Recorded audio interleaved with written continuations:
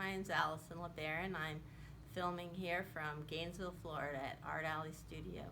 Today I'm going to show you everything you need to know about cones. There's all different temperature of cones. Here's cone 7, cone 6, cone 5, and then there's cone 06, which is completely different than cone 6. Completely different temperature. Pyrometric cones are used to tell what temperature the kiln firing is getting to when it's on. They're all different names of cones, all different numbers. Here's cone 06, which is right here. 06, it's dark red, and you would be firing to the temperature 1828. Here's cone 6. Notice there's no O in front of it. You'd be firing all the way to here, which is 2000 degrees, 232. So the difference between cone 06 and 6 is a lot. Cone 6 is a medium firing glaze, and cone 06 is kind of a hot bisque fire. So this is sort of an orange, and this is very yellow. It's a completely different temperature. So when you're buying cones, don't mistake cone 06 with cone 6. It's kind of like the difference between negative numbers and positive numbers. 1 and 01 are about 50 degrees apart. There's two different sizes of cones. Large cones. These are in a new box with this foam packaging, and smaller cones. These go in the sitter. I'll show you how to do that too. Cones used to come in vermiculite, and that's what I'm going to use to make the cone packs with.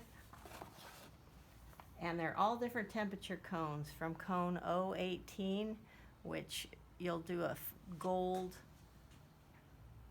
luster firing, or cone 010 to 08 to 06 for a bisque kiln firing, or a mid-range firing at cone 6 all the way up to cone 10 or 12 for porcelain firing.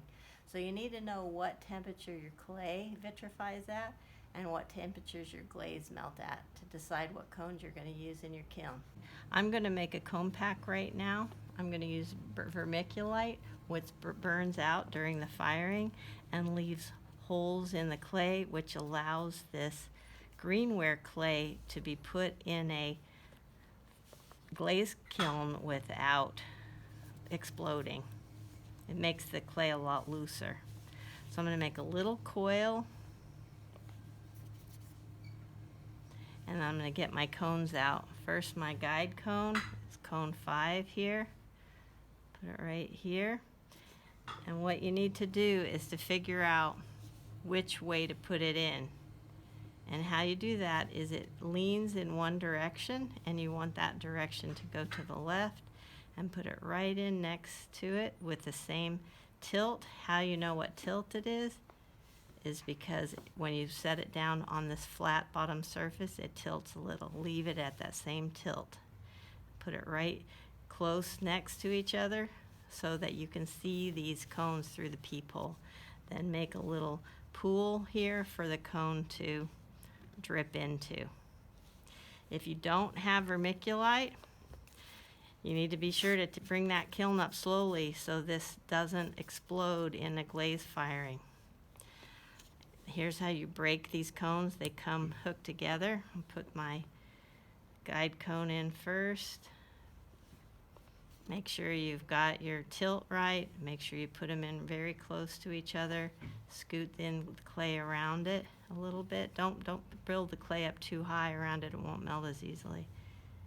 And then put those right in next to it. You don't need a bunch of clay hanging off the back either. Put my thumb into it.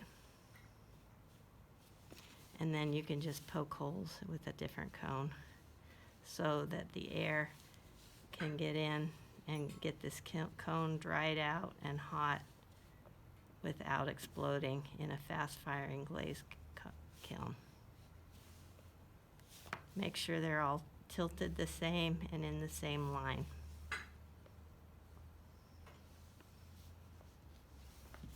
In old kilns, they don't have computers which automatically turn on and off the computer based on the temperature.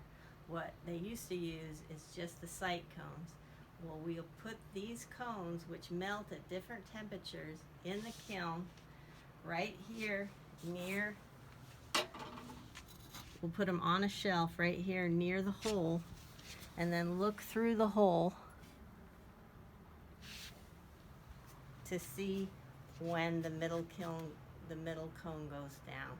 When the middle cone goes down, we'll turn the kiln off. This is a loaded bisque kiln. You're going to want to save a spot in front of the hole to put the cones. I didn't do that here. You might want to put cones in the bottom, in the middle, and in the top so you can see them right through the hole. Come in right through here. You need to make the cone packs so they're close enough together so you can see the cones through the hole. When the kiln is on, you're going to look through and see when the cones go down. This is called the guard cone, the firing cone, and the guide cone. The guide cone goes down about an hour before the firing cone, so it's melting sooner. It's a lower cone. That gives you a clue that the firing is going to be finished in about an hour. This is a cone 6. It's the middle cone, the firing cone. This is the temperature I want to go down at, and when it's just tipping over, that's the perfect tipping, that's when you would turn the kiln off. And then this is the guard cone. This is one cone higher. This is cone 7. This cone isn't supposed to go down. If that cone goes down, you know you fired it too hot. This is an under-fired cone pack. It means the kiln got turned off too early or shut itself off too early. The guide cone is the cone 5 in this case. It went down just fine. The middle cone, cone 6, was supposed to go down too, about in a nice arc like this. And this is the guard cone. This is a cone 7. It's supposed to stay up so you know that the kiln didn't overfire. So this is an under-fired cone pack. This is a small sitter cone. It goes in a sitter. Here's one that's already been melted. This is how it looks when the firing is complete. It's bent. So I'm going to put this straight cone in. Just come down here. That's the tilt. That's going to go flat inside the cone sitter. So first I'm going to put this lever up, put this piece down, hold it down. That's going to bring this piece up here, and then I'm going to slide that in right in the middle, and that's going to hold the kiln.